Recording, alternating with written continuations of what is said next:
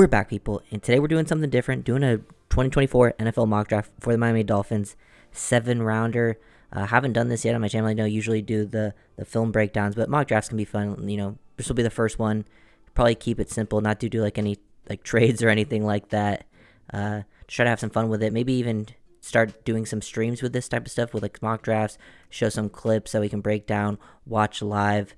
I'm just going to avoid the trades, keep it simple. Maybe once free agency happens and things are a little more set in stone with the Dolphins' needs, things like that, we can start to open it up a little bit. But with the first one, we're going to go through the needs here.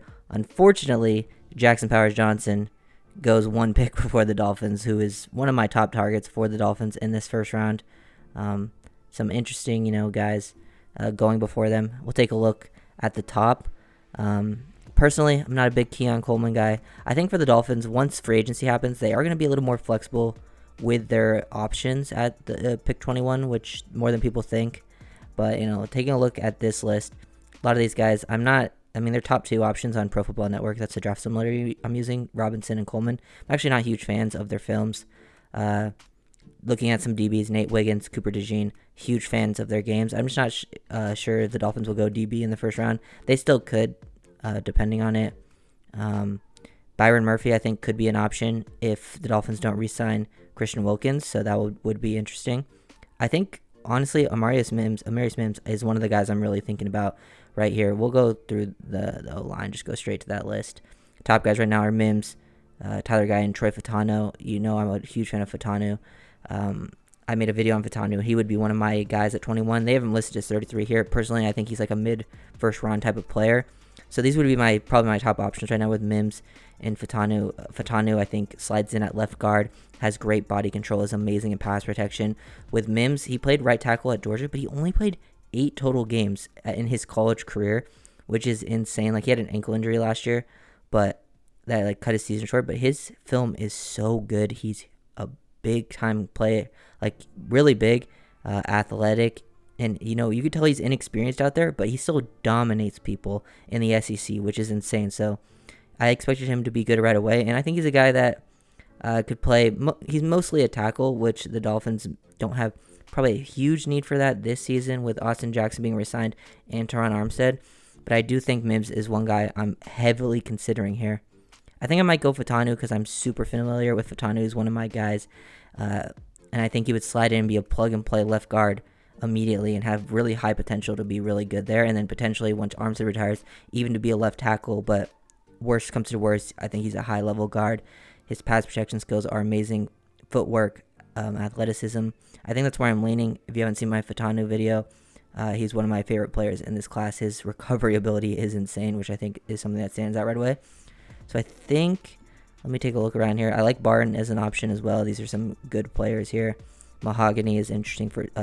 I do want to see the Dolphins potentially trade back because, as you'll see, once we get past the second round pick, it's a while since they pick. They don't pick again until round 5. Some solid players there. Not going to go quarterback. No running back really options. I could see the Dolphins going receivers potentially, but that's not where I think I'm heading right now. But yeah, lots of solid options. But yeah, I think I'm going to go with Troy Fatano for the Dolphins in the first round. Definitely my thought process there is he's a plug and play starter right away, and potentially even left tackle down the line. Now we'll go to all, take a look at this.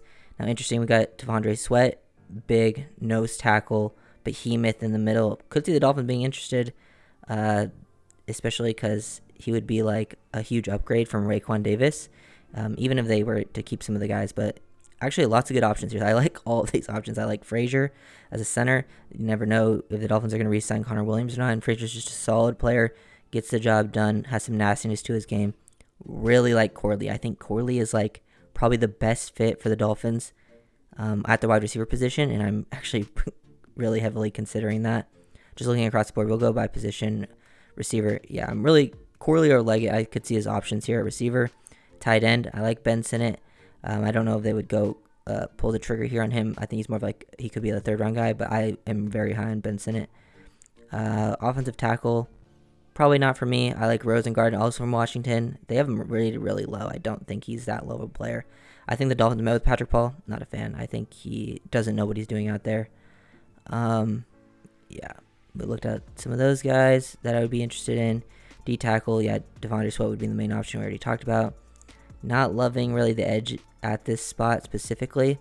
Linebacker, a lot of those guys, like Junior Colson, they haven't listed at 109. No, he's going to be a second round player. He is very well rounded, athletic, instinctive, can make plays in coverage. Like, you've seen him mirror and match down the field. I think he would be an option at the 55 spot. I think Peyton Wilson would also be an option, but he has more of an injury history. These guys also quality. This list is not really, their rankings are definitely not the same as mine, so I'm just trying to look at, a little more. But I think, honestly, I'm going Malachi Corley. I know receiver right now, it's not the biggest need, but he has that physicality. He's the most Debo-esque player in this class, and Dolphins need that.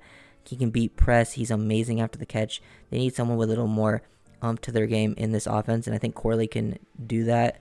And that's where I'm going to go. Those are two guys that I think are amazing scheme fits for, both offensive side of the ball. And, yeah. Now, it's a long while. That's why I want to see them definitely look within trading back or potentially, picking up more picks in that 3rd, 4th round range because they need it. Now, once we get later in the draft, I'm not going to have seen every single player, obviously. So some of these people will be a little interesting because I haven't watched film on every single player for sure. But there's some guys here that I've seen. I think Curtis Jacobs is an option from Penn State. See if they have anything written on him. No, he's like a undersized guy, but pretty athletic guy. I could see them being interested in. Keith Randolph Jr. I've watched Luke McCaffrey, Ray Davis, but I just took Corley, so I'm not gonna take another receiver. But yeah, Ray Davis at running back, very interesting. Good vision, bigger guy, has some burst to his game. Interesting player. Lots to like. Eric All from Iowa is actually pretty interesting. The tight end, it's not like your typical Iowa tight end that's like top tier, but he was a guy I think could be a nice scheme fit for the Dolphins, but I don't know if I'm taking him at this specific spot. I think I might go Christian Boyd. Whether the Dolphins were to, re-sign Wilkins or not, he is a very explosive interior guy with some good size. Like, he penetrates, shoots it. That first step explosiveness really stands out to me, and he's one of the guys like at the top here that I've seen. I also think they could be interested in Xavier Thomas, pretty good edge defender out of Clemson, guy that clearly rushes with a plan, a little undersized, but has some good moves to his game. Tommy Eichenberg out of Ohio State. Yeah, I don't think Dolphins fan want me taking him, so I'm not going to go there. But I think Christian Boyd, definitely interesting in this spot. Next pick, 186. See where they could go here. Now I think, at 186, I might take Eric All. Let me look at all the tight ends that are actually available right now. McLaughlin. Ooh, Tanner McLaughlin's actually really interesting because he has like wide receiver like movement ability. I think Eric All is a better blocker. McLaughlin has that athletic ability that really stands out to me. And I think he would be interesting. Like, once you're in like the 6th round, you're taking a super upside athletic tight end or a guy that's like a pretty good scheme fit, pretty athletic, does his job. But I just don't know if I don't see a ton of upside there. I mean, he could be better than he was at Iowa, but he wasn't the best tight end they had this past year. But the other guy got injured. Not looking too heavily into this. Oh, I like this running back too, Rasheen Ali. Maybe I'll pick him up later if he's still there. Yeah, some nice options. I think I'm considering Eric All, Xavier Thomas. Let me look at my picks so far. I've taken Troy Fautanu, Malachi Corley, Christian Boyd. Dolphins obviously have different needs. They have him as center, guard, tackle, wide receiver, D tackle. I've obviously hit on 3 of those. Yeah, I think because Thomas could be nice as an edge. He has a lot of experience playing in college, and they need some guys. But tight end, I think, is pretty important. I think I'm going to go with Eric All. It kind of ends up, working out. We got Xavier Thomas here, and I just noticed Mohamed Kamara, who is another guy I really like, and we just took Eric All. Also could see them. I just don't know McLaughlin's the best scheme fit, but we took a tight end at that spot. And with, let's see, 2 picks left at 200, 239. In round 6, Kamara is he's another guy that's a little undersized, but has that natural leverage, athletic. Let's actually see if they have. Oh, yeah, they do have notes on him, yeah. Being closer to 6'1", he lacks ideal length to create space. Yeah, being undersized.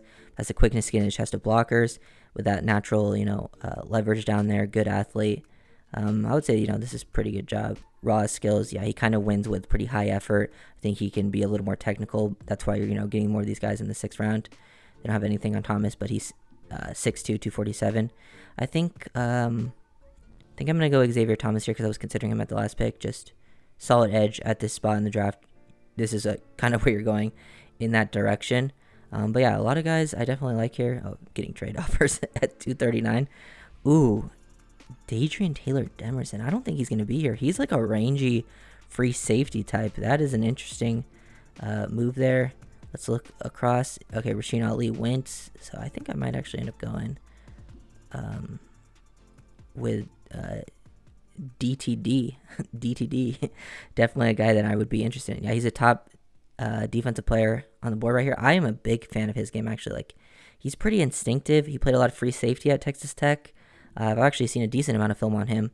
Would be interesting if, he plays more of that free look and they allow Holland to be a little more versatile, using him as like the Hamilton type that can play in multiple different spots, while DTD is, playing on the back end, and he's got range. He's got burst, ball skills for days. And if he fell to this spot, I feel like that's just an absolute no-brainer. So, yeah, that's basically the whole class. End up with Fatanu and Malachi Corley, two guys that I really like. With the first two picks, I feel like they're going to be guys that contribute right away. Christian Boyd would be a nice little rotation piece. Eric All would probably see some playing time out of Iowa from the tight end because, that's a position. I feel like he's pretty ready to play right away. Thomas could even see some playing time with how the injuries are at the edge.